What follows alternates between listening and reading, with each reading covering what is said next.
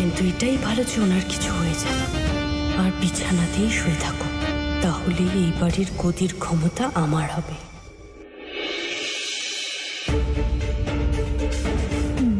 ডাক্তারবাবু, মা ঠাকরুন কেমন আছেন? কি হয়েছে ওনার? ওনার অবস্থা খুবই সিরিয়াস। ওনার একটা ছোট্ট হার্ট অ্যাটাক হয়েছে। Minor heart attack.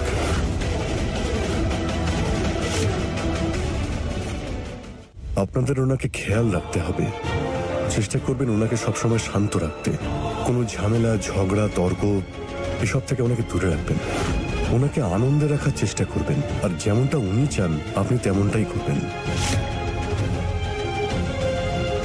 ভগবান না করুন এরকম অ্যাটাক যদি আরেকবার হয়, তাহলে ওনাকে বাঁচানো যাবে না।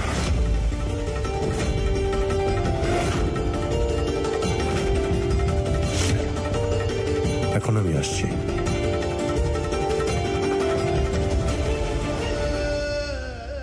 শোভন, তুমি শুনলে তো ডক্টর কি বললেন? মাথা ঘুরে যাওয়ার আগে মা ঠাকুরন এটাই বলছিলেন যে আমাদের শোভনের কিছু হতে পারে না, পুলিশ ওকে নিয়ে যেতে পারে না।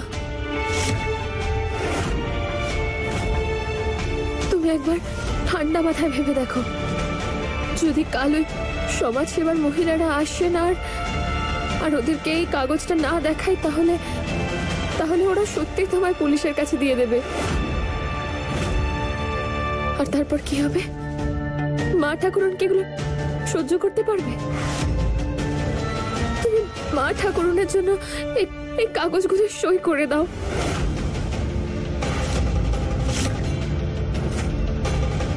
আমি বলছি তোমায়, তুমি আরেকবার ভেবে নাও। মা ঠাকুরনের জন্য ভাবো।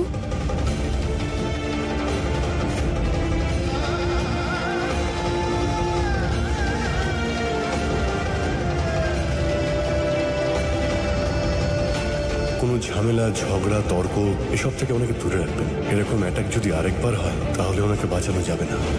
মা ঠাকুরনের জন্য এই কাগজগুলো সই করে দাও।